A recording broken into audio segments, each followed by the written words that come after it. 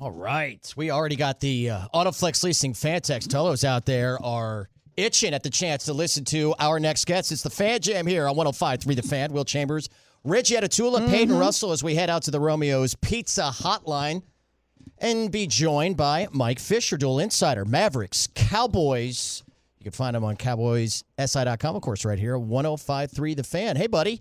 Good morning, gentlemen. Sound of fish. Good morning. So we were tossing this around just a few minutes ago on the Cowboys are 5-1. They have gotten depth at positions that I think have surprised a lot of us. But, as naturally fans do, it's a bye week. So what are we going to do? Let's talk about trade.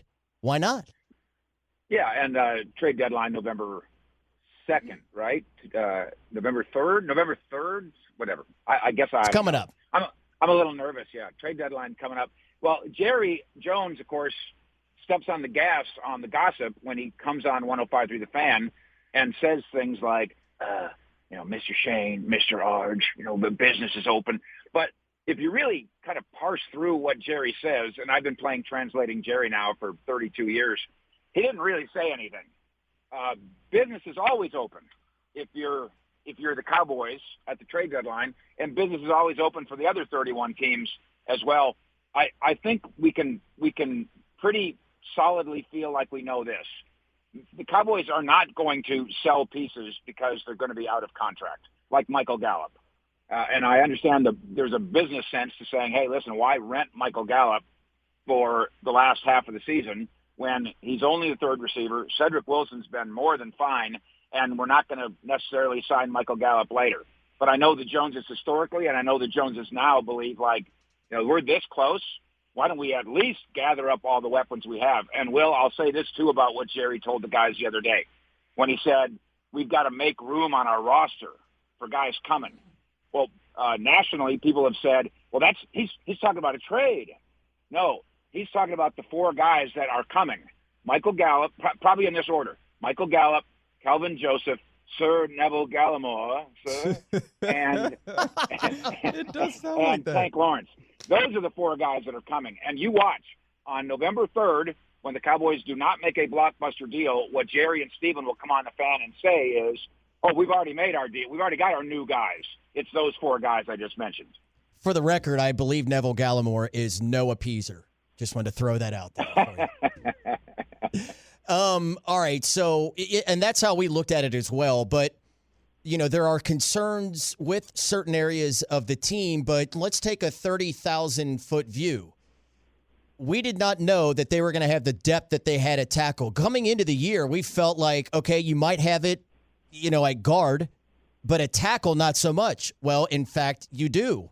At the safety position, where has it changed so much in how we looked at this team depth-wise from where, beginning of the season to where we are now with a 5-1 team? Well, we could pinpoint two guys that the Cowboys have been right about, and they were right to be patient on Terrence Steele, and none of us saw it last year. That looked like teacher's pet stuff last year, the undrafted rookie free agent from Texas Tech. And now he's been so good that the Cowboys are actually pretending there's a competition at right tackle with Lyle Collins coming back.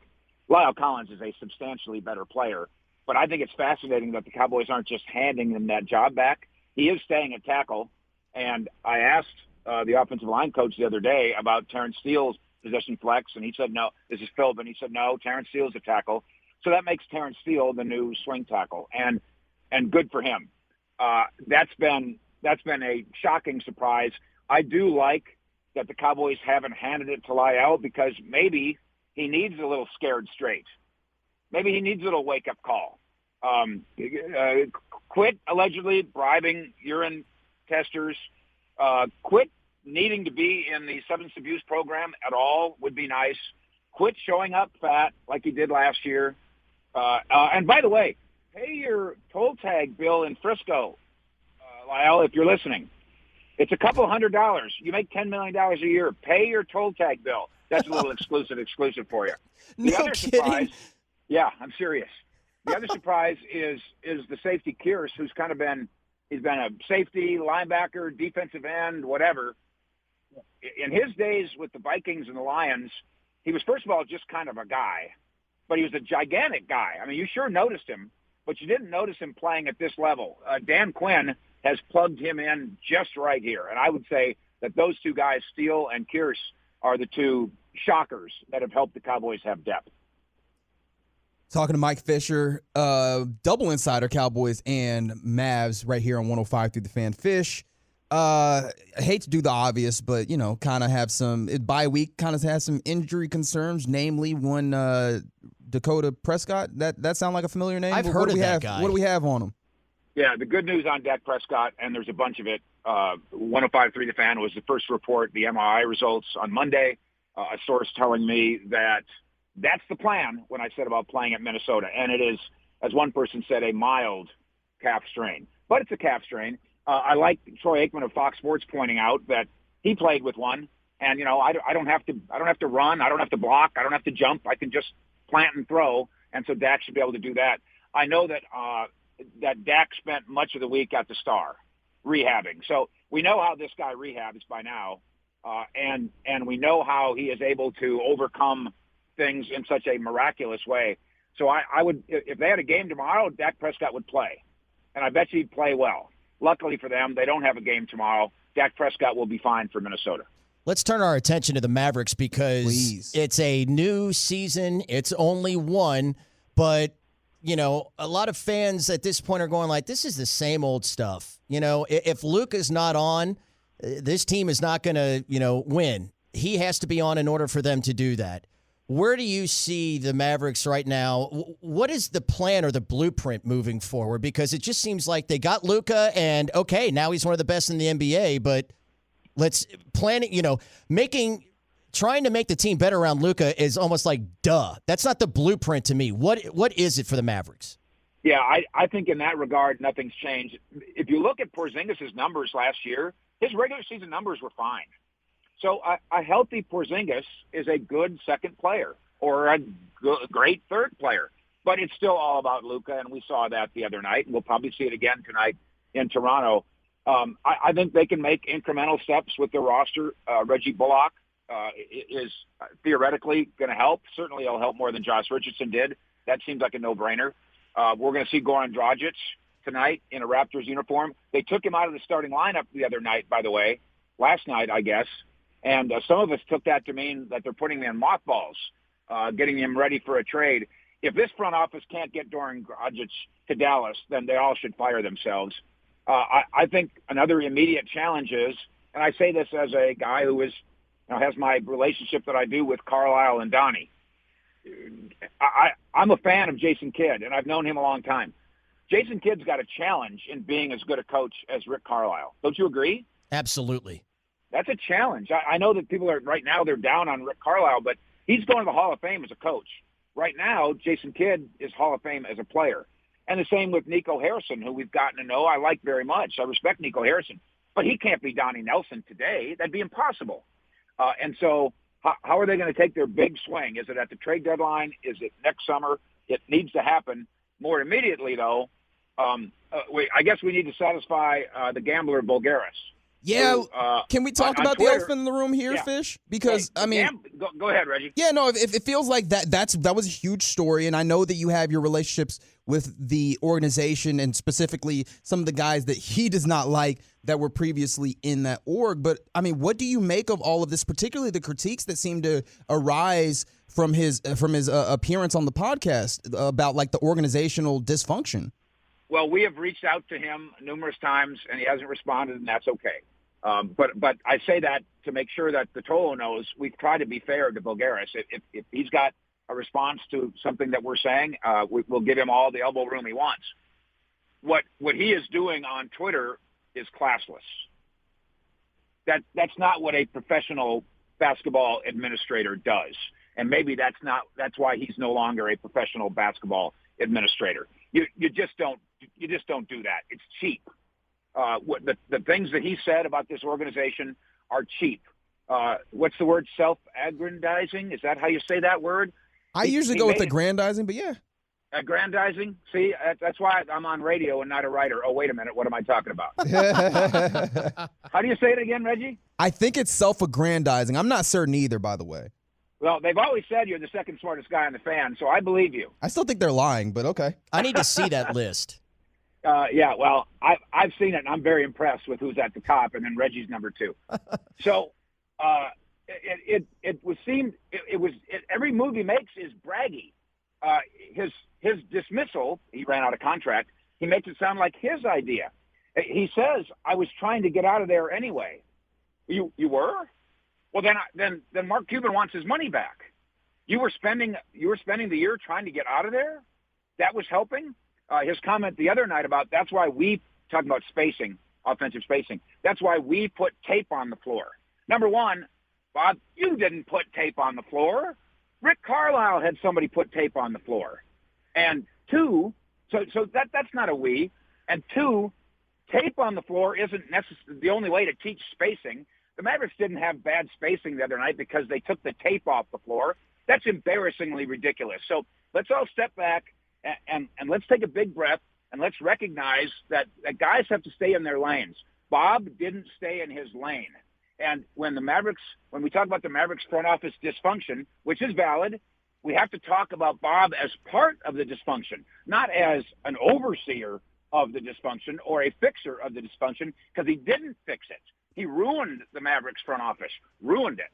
Well, it is something else, though. It is a dramatic scene. So, hey, Fish, Sorry, go ahead. Are we sending Fish away? Or can I sneak something in here? Sneak something in there, buddy. Fish, we were just having a discussion about the 75th anniversary team of the NBA, and I just want to get your perspective. We both kind of put together or threw out who we thought were the snubs.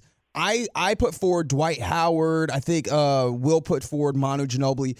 How did you feel about the 75th anniversary list? And did you have anybody that you might have put on or taken off or something like that? As long as my guys, Dirk and Kidd, are on it, I'm happy. Dwight Howard apparently was fighting Anthony Davis over that spot last night on the Lakers bench. I do want to take one. I do want to take 1 minute, if I can, guys, to respond. Mr. Spittle has talked about this. Sean Sharif has talked about this. And Tolos are wondering about my transition here at the Fan. I am not leaving the Fan. I'm not quitting the Fan. But we are in a transition. And what Mr. Purdy and Mr. Spittle have done is recognize my commitment to Sports Illustrated. It's mammoth. The rewards are mammoth as well. And I appreciate that they have spent the last month trying to find a way. Guys, I didn't even know. 2 years ago, I didn't even know what a brand was. But Purdy said to me the other day, well, Fish, we value your brand. We want to keep your brand. And I guess I get it now. So I'm remaining as part of the Fan and 1080 KRLD. And I'm like George Costanza. Even if they tried to throw me out the back door, I would keep showing up for work. Reggie, you might have been my first producer when I was doing weekends at the Fan, I think, right? I was in there for sure. I just think Reggie's brilliant. Will has become one of my closest friends in media and beyond. I've known RJ Choppy for 20 years. Not that I've always enjoyed it. Sean Sharif and Gavin Dawson and Broadus, and I don't want. I'm going to miss people, but Kavanaugh. I mean, these are guys. I live with these people. I'm roommates with these people, so I'm not going anywhere. But we are in transition. The Fan will make a hire of somebody to take my job, and as I told Spittle and Purdy, and I'll tell that person, I will do everything in my power to big brother that person to keep the Fan where I believe it's been for quite some time, the best sports radio station in America. Yeah, certainly wanted to have you with us today, back on to kind of make sure that the Tolos know Mike Fisher is very much still a part of this 105.3 The Fan family, and well said.